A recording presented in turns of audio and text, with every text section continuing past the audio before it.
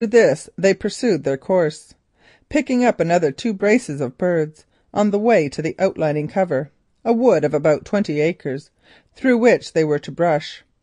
It was a good holding wood for pheasants, but lay on the outside of the Honham estate, where they were liable to be poached by the farmers whose land marched. So George enjoined them particularly not to let anything go.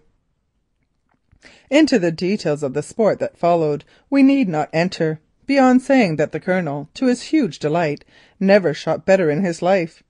Indeed, with the exception of one rabbit and a hen pheasant that flopped up right beneath his feet, he scarcely missed anything, though he took the shots as they came.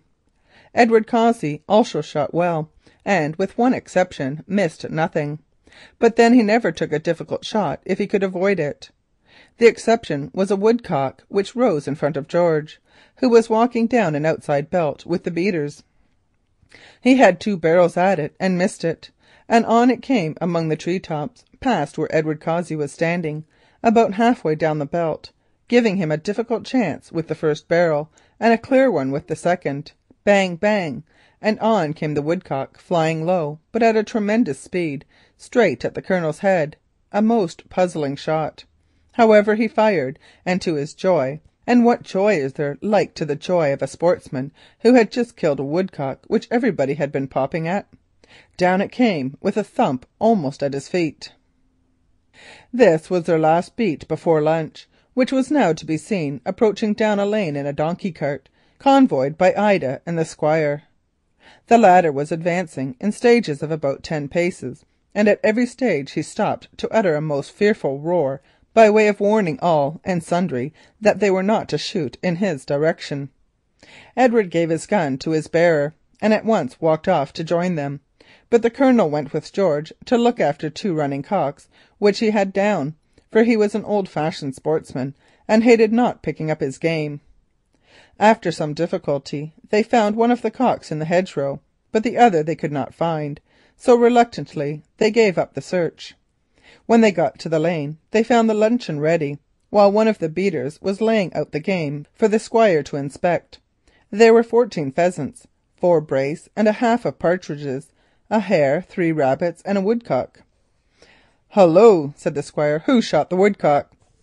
"Well, sir," said George, "we all had a pull at him, but the Colonel wiped our eyes." "Oh, Mr. Cossey," said Ida in affected surprise, "why, I thought you never missed anything." "Everybody misses sometimes," answered that gentleman, looking uncommonly sulky.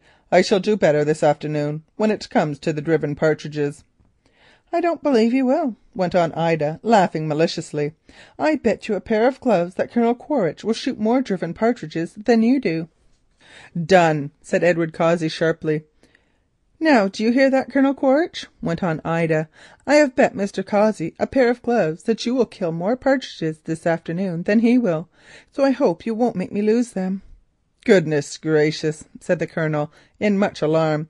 "Why, the last partridge driving that I had was on the slopes of some mountain in Afghanistan. I dare say that I shan't hit a haystack. Besides," he said with some irritation, "I don't like being set up to shoot against people." "Oh, of course," said Edward loftily. "If Colonel Quaritch doesn't like to take it up, there's an end of it." "Well," said the Colonel, "if you put it that way, I don't mind trying, but I have only 1 gun and you have 2. "Oh, that will be all right," said Ida to the Colonel. "You shall have George's gun. He never tries to shoot when they drive partridges because he cannot hit them. He goes with the beaters. It is a very good gun." The Colonel took up the gun and examined it. It was of about the same bend and length of his own, but of a better quality, having been once the property of James de la Molle. "Yes," he said, "but then I haven't got a bearer." "Never mind, I'll do that. I know all about it. I always used to hold my brother's second gun when we drove partridges, because he said I was so much quicker than the men. Look," and she took the gun and rested one knee on the turf. "First position, second position, third position. We used to have regular drills at it," and she sighed.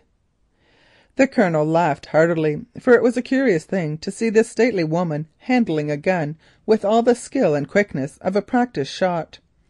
Besides, as the bearer idea involved a whole afternoon of Ida's society, he certainly was not inclined to negative it. But Edward Cossey did not smile. On the contrary, he positively scowled with jealousy, and was about to make some remark when Ida held up her finger. "Hush," she said, "here comes my father." The Squire had been counting the game. "He hates bets, so you mustn't say anything about our match." Luncheon went off pretty well, though Edward Cossey did not contribute much to the general conversation. When it was done, the Squire announced that he was going to walk to the other end of the estate, whereon Ida said that she should stop and see some of the shooting, and the fun began. End of chapter 21.